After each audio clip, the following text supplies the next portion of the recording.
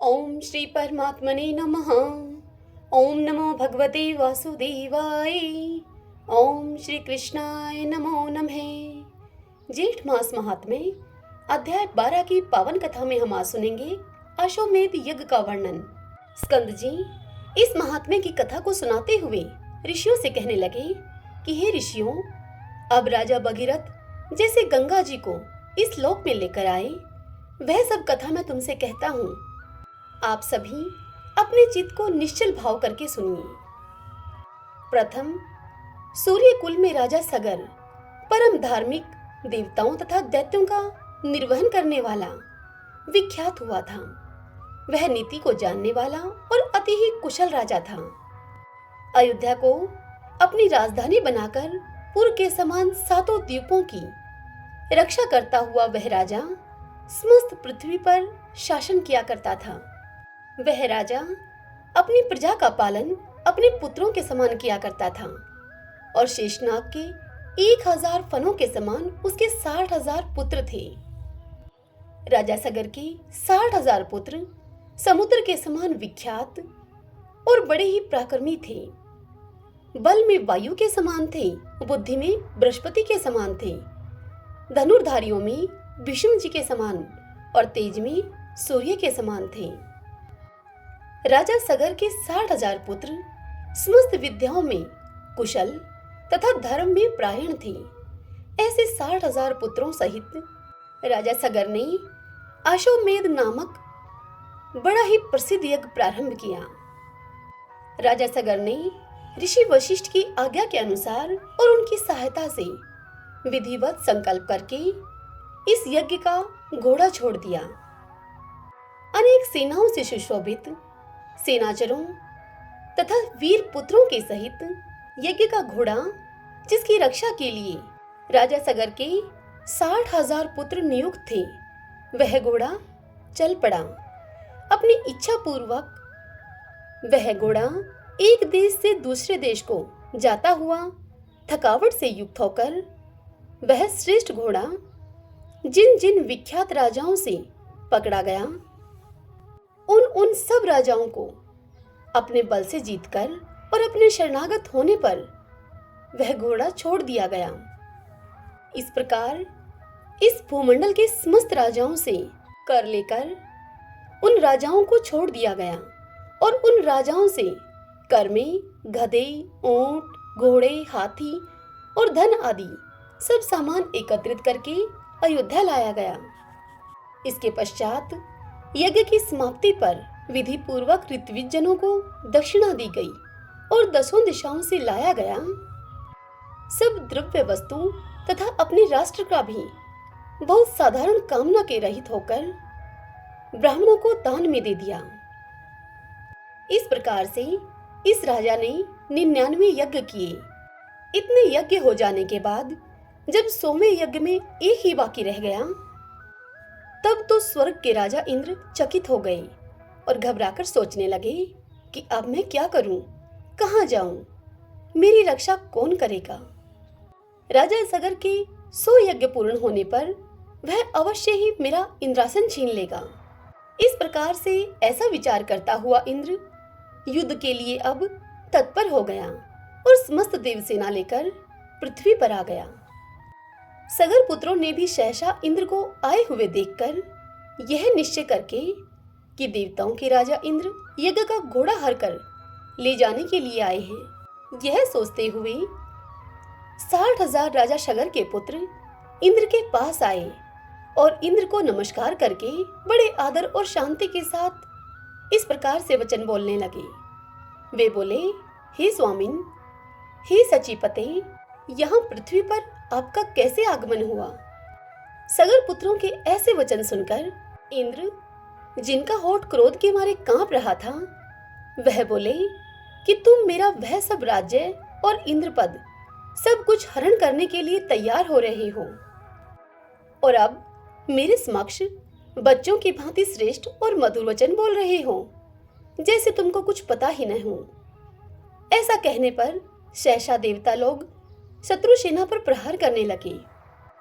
तब देवताओं के भय से सगर पुत्रों की सेना भयभीत होकर अपने प्राणों की रक्षा करने के लिए दशों दिशाओं की तरफ भागने लगी। सगर पुत्रों ने भी युद्ध आरंभ कर दिया और भयप्रद तुमुल युद्ध आरंभ हो गया। वीर लोग बाणों से बाण, शस्त्रों से शस्त्र का प्रहार और निवारण करने लगे। युद्ध के कारण अति अंधकार हो गया और दशों दिशाएं बाणों से व्याप्त हो गई। अपने और पराये का कोई ज्ञान न रहा। इस प्रकार वे परस्पर युद्ध करने लगे। देवता लोग देवताओं को और सगर पुत्रों को ही मारने लगे। अपने पराये का कुछ भी उन्हें भान ही न रहा। फिर क्रोध से संतप्त होकर सगर पुत्रों ने दैत्यास्त्र को छोड़ने के लिए अपने धनुष पर बाण चढ़ाया और यह देखकर देवसेना झट से भाग पड़ी। उस संग्राम में हाथी पर सवार केवल एक इंद्र और 60,000 सगर के पुत्र ही रह गए।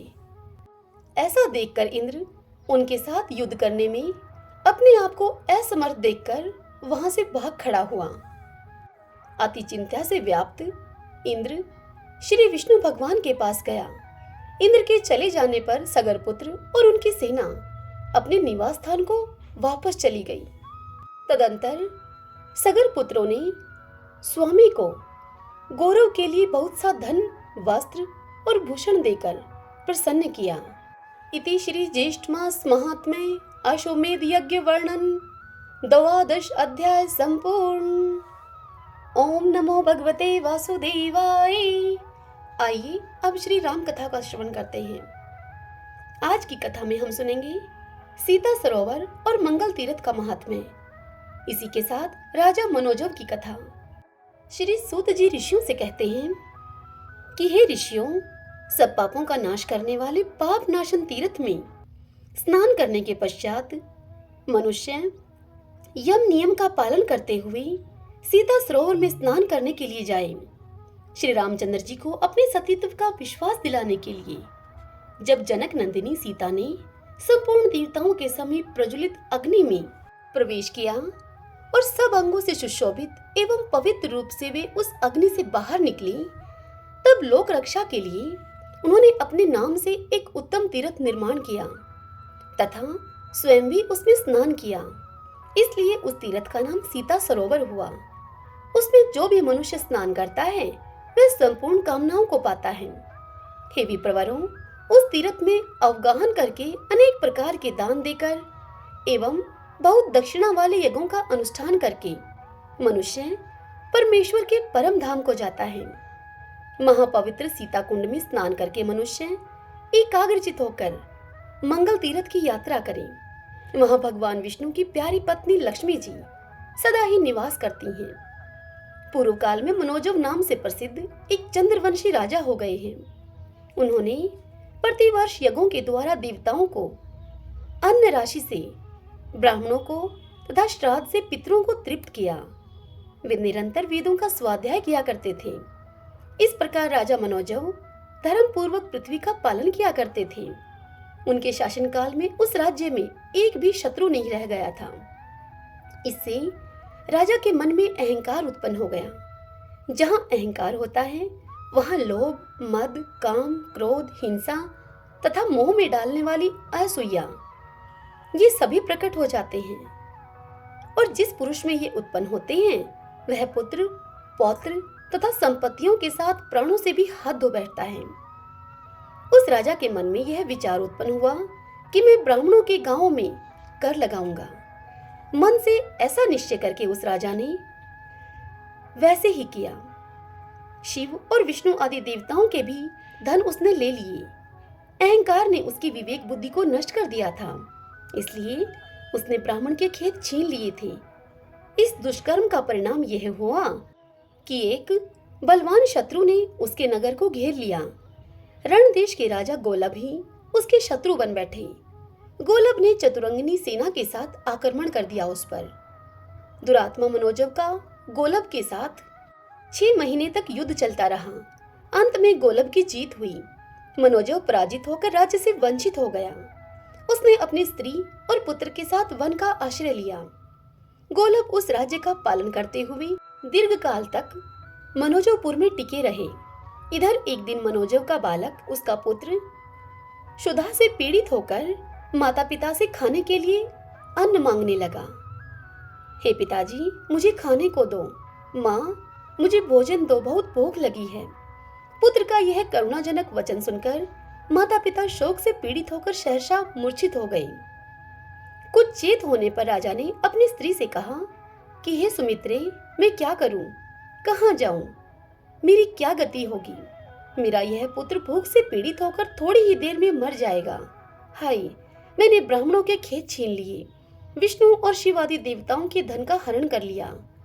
इस प्रकार दुष्कर्म की अधिकता के कारण ही गोलब ने मुझे परास्त किया है।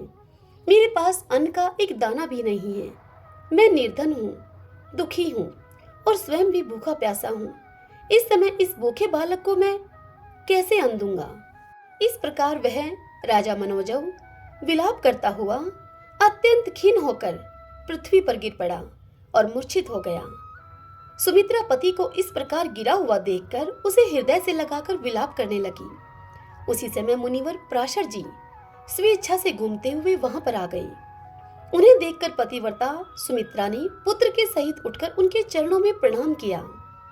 पराशर जी ने सुमित्रा को आश्वासन देते हुए पूछा कि हे सुंदरी, तुम कौन हो? यह कौन तुम्हारे आगे पड़ा हुआ है और यह बालक कौन है?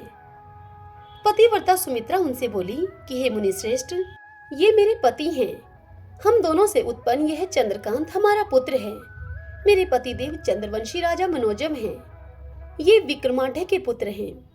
मैं इनकी पतिव्रता पत्नी सुमित्रा हूँ। गोलब ने राजा मनोजव को युद्ध में परास्त किया है। ये राज्य से भ्रष्ट होकर अवलंब शून्य होकर पत्नी और अपने पुत्र के साथ इस भयंकर वन में चले आए हैं। यहाँ मेरे भूखे पुत्र ने हम दोनों से भोजन मांगा है। राजा अन्नहीन होने के कारण पुत्र को क्षुधा से व्याकुल देखकर शोक से मूर्छित होकर गिर पड़े हैं। रानी की यह सब बात सुनकर दयालु पराशर मुनि ने उससे कहा कि हे सुमित्रे, तुमको किसी प्रकार का भय नहीं होना चाहिए। अब तुम लोगों का अमंगल शीघ्र ही नष्ट हो जाएगा। इस प्रकार कहकर मंत्र जप करते हुए भगवान शंकर का ध्यान करके पराशर मुनि ने अपने हाथ से राजा का स्पर्श किया। महामुनि के हाथ का स्पर्श पाते ही राजा मनोजव मूर्छा को त्याग कर सहसा उठकर बैठ गए और पराशर मुनि को प्रणाम करके हाथ जोड़कर उनसे बोले कि हे मुने, आज आपके चरण कमलों के सेवन से मेरी मूर्छा शीघ्र ही दूर हो गई है और मेरे सब पातकों का भी नाश हो गया। जो पुण्य आत्मा नहीं है उसको आपका दर्शन कदापि नहीं हो सकता। मुझे शत्रुओं ने अपने नगर से बाहर निकाल दिया है। आप अपनी कृपा दृष्टि से देखकर मेरी रक्षा कीजिए। यह सुनकर पराशर जी उससे बोले कि हे राजन, तुम्हें शत्रु पर विजय पाने के लिए मैं एक उपाय बतलाता हूँ। परम पुण्य में गंधमादन पर्वत पर, जहाँ पर श्री रामचंद्र जी का परम पुण्य में सेतु है, वहाँ सब ऐश्वर्यों को देने वाला मंगल तीर्थ विद्यमान है। उस सरोवर में सब लोगों का उपकार करने के लिए श्री रघुनाथ जी लक्ष्मी स्वरूपा सीता जी के साथ सदैव स्थित रहते हैं।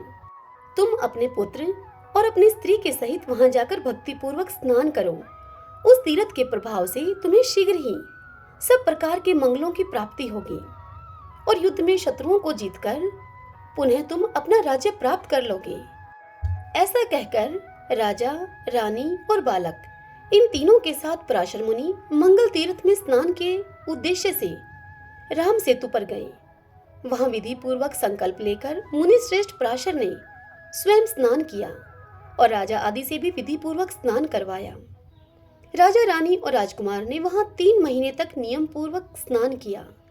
तत्पश्चात मुनि ने राजा को राम जी के एकाक्षर मंत्र का, जो सब अनर्थों का नाश करने वाला है, उस एकाक्षर मंत्र का उपदेश दिया। राजा ने 40 दिनों तक विधि पूर्वक उस एकाक्षर मंत्र का जप किया। इस प्रकार मंत्र जपते हुए राजा के आगे एक सुदृढ़ धनुष प्रकट हुआ।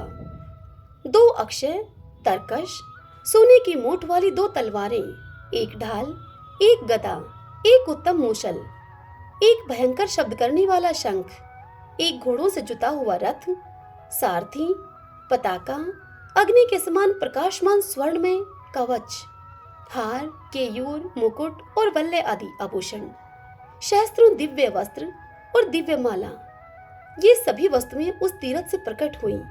यह सब देखकर राजा ने मुनि से निवेदन किया। तो मुनि ने तीर्थ का जल लेकर उसे मंत्र से अभिमंत्रित करके उसके द्वारा राजा का अभिषेक किया। तदंतर राजा मनोजव कमर कसकर युद्ध के लिए अब तैयार हुए। उन्होंने कवच, खड्ग, धनुष और बाण धारण किया। हार, केयूर, मुकुट और कंकण आदि से विभूषित होकर दिव्य वस्त्र धारण करके उस घोड़े जुते हुए रथ पर बैठ गए। महामुनि पराशर ने राजा को अंग, रहस्य, प्रयोग और उपसंहार की विधि के साथ ब्रह्मास्त्र आदि का उपदेश दिया। राजा ने रथ से उतरकर मुनि को प्रणाम किया और आशीर्वाद लेकर उनकी आज्ञा पाकर तथा उनकी परिक्रमा करके वे अपने पत्नी और पुत्र के साथ विजय के लिए उस रथ पर आरूढ़ हुए। नगर में पहुंचकर राजा ने शंख बजाया। शंखनाद सुनकर गोलब सेना के साथ युद्ध के लिए तुरंत ही बाहर निकला और मनोजव के साथ 3 दिनों तक युद्ध करता रहा। चौथे दिन मनोजव ने युद्ध में ब्रह्मास्त्र का प्रयोग करके सेना सहित गोलब को नष्ट कर दिया। उसके बाद स्त्री और पुत्र के सहित नगर में आकर राजा समूची पृथ्वी का पालन करने लगा। तब से उसने कभी अहंकार नहीं किया, असूया आदि दोषों को त्याग दिया, अहिंसा, इंद्रिय संयम और धर्म में सदा तत्पर रहने लगा। इस प्रकार सहस्त्रों वर्षों तक राजा ने पृथ्वी का पालन किया। फिर विरक्त होकर अपने पुत्र को राज्य देकर वह गंधमादन पर्वत पर मंगल तीर्थ पर चला गया। वहां हृदय में भगवान सदाशिव का ध्यान करते हुए तपस्या में संलग्न हो गया। तदंतर थोड़े ही समय में शरीर को त्याग कर मनोजव ने उस तीर्थ के महात्म्य से शिवलोक को प्रस्थान किया। उसकी पत्नी सुमित्रा भी उसके शरीर का आलिंगन करके चिता पर आरूढ़ हो गई और पतिलोक को प्राप्त हुई। इसलिए मंगल तीर्थ सर्वथा प्रयत्न करके सेवन करने के योग्य है। यह तीर्थ अतिशय सुंदर एवं कल्याणमय है। मनुष्यों को सदा भोग और मोक्ष को देने वाला है। पाप राशि रूपी तिनकों और रुई के ढेर को जलाने के लिए अग्नि के समान है। इसका मोक्ष के लिए सब लोग सेवन करो। श्री सूत जी इस कथा को आगे सुनाते हुए कहते हैं कि हे विप्रवरों, मंगल नामक महातीर्थ में स्नान करके पाप रहित हुआ मनुष्य एकांत रामनाथ नामक उत्तम क्षेत्र में जाए। वहां समस्त लोगों पर अनुग्रह करने की इच्छा से जगदीश्वर भगवान श्री रामचंद्र जी, सीता, लक्ष्मण तथा हनुमान आदि वानरों के साथ सदा निवास करते हैं। वहां अमृत वापिका नामक एक पुण्यदायिनी पुष्करणी है, जिसमें गोता लगाने वाले मनुष्यों को जरा और मृत्यु का भय नहीं होता। जो मनुष्य श्रद्धा पूर्वक उस अमृत वापी में स्नान करता है, वह भगवान शंकर के प्रसाद से अमृत तत्व को प्राप्त होता है। जो मनुष्य इस तीर्थ में सावधान होकर 3 वर्षों तक स्नान करते हैं, वे मोक्ष को प्राप्त होते हैं। यह सुनकर ऋषियों ने पूछा कि हे सूत जी, उस क्षेत्र का नाम एकांत रामनाथ कैसे हुआ?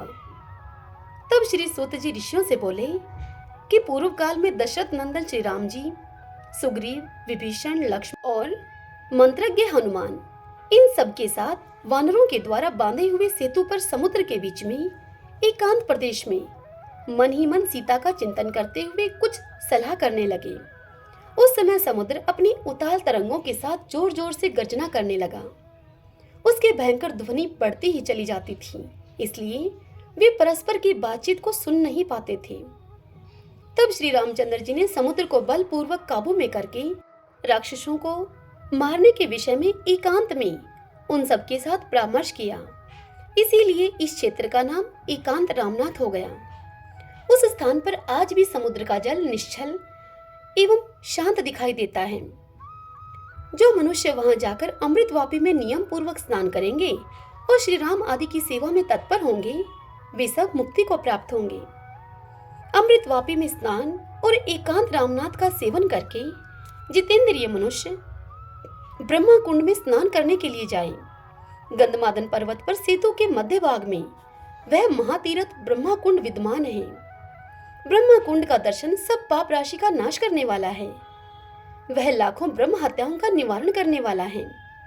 ब्रह्मा कुंड से उत्पन्न हुए भस्म से जो त्रिपुंड लगाते हैं, मोक्ष उनके हाथ में ही स्थित है। जो मनुष्य इस तीर्थ में आकर स्नान करते हैं वे अवश्य ही महादेव जी का सायुज्य प्राप्त कर लेते हैं। जो एक बार ब्रह्मा कुंड में स्नान कर लेता है उसके लिए मोक्षधाम के द्वार के कपाट खुल जाते हैं। यह उत्तम कुंड देवता मनुष्य और मुनीश्वरों से वंदित, सबके संसार बंधन का नाश करने वाला, शुभकारक, सर्व पापहारक तथा संपूर्ण मनोरथों को देने वाला है। महापुण्य में ब्रह्मा कुंड में स्नान करने के पश्चात एकाग्रचित होकर मनुष्य हनुमत कुंड पर जाए। पूर्व काल में समस्त राक्षसों का वध हो जाने पर जब युद्ध समाप्त हो गया और श्री रामचंद्र जी आदि लंका से लौटकर गंधमादन पर्वत पर आ गए, तब पवन पुत्र हनुमान जी ने सब लोगों का उपकार करने के लिए अनेक नाम से एक उत्तम तीर्थ का निर्माण किया, जो कि सब तीर्थों से उत्तम है। उसमें स्नान करके मनुष्य सनातन शिवलोक को प्राप्त होते हैं। पूर्व काल में धर्मसक नाम से प्रसिद्ध एक राजा राज्य करते थे।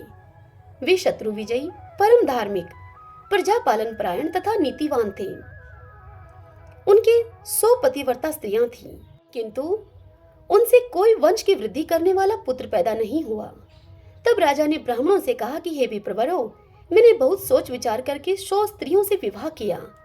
उन सबके साथ रहते हुए मेरी वृद्धावस्था आ गई है। अतः आप बताएं कि किस उपाय से मेरे बहुत से पुत्र होंगे। मेरी उन 100 स्त्रियों में से प्रत्येक को एक एक गुणवान पुत्र हो जाए, ऐसा आप यत्न सोचिए। छोटा बड़ा अथवा दुष्कर ही कर्म क्यों न हो, यदि उससे यह कार्य सिद्ध होने वाला हो तो उसे मैं अवश्य करूंगा। राजा के इस प्रकार पूछने पर सब ऋत्विज और पुरोहित एकत्रित होकर उनसे अपना निश्चय किया हुआ विचार प्रकट करते हुए राजा से इस प्रकार बोले। वह बोले कि हे राजन, कोई परम पवित्र गंधमादन पर्वत है जो दक्षिण समुद्र के नीचे सेतु के रूप में विद्यमान है। वहां लोक विख्यात हनुमत कुंड है, जो बड़े भारी दुखों का नाश करने वाला और स्वर्ग एवं मोक्ष रूपी फल को देने वाला है। वह नरकों के कलेश का निवारण तथा दरिद्रता को दूर करने वाला है।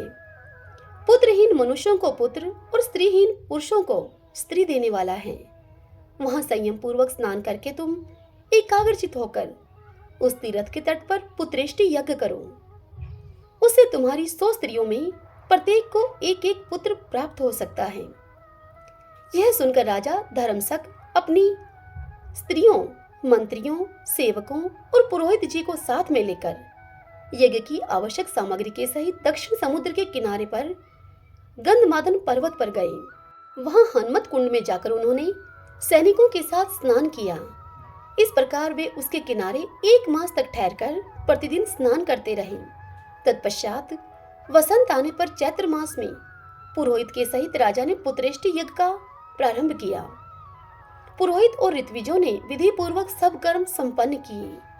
सैपत्निक राजा का जब यह यज्ञ समाप्त हुआ, तब पुरोहित ने हवन से बचे हुए हविष्य को लेकर राजा की सब स्त्रियों को भोजन कराया। उसके बाद राजा धर्मसक ने अपनी 100 पत्नियों के साथ यज्ञांत स्नान किया और ऋत्विजों को बहुत सी दक्षिणा दी। इस प्रकार यज्ञ पूरा करके मंत्री, परिवार और पत्नियों के साथ वे धर्मात्मा राजा प्रसन्नता पूर्वक अपनी राजधानी को लौट आए। कुछ समय में जब 10वां मास व्यतीत हो गया, तब उन 100 स्त्रियों ने 100 गुणवान पुत्रों को जन्म दिया।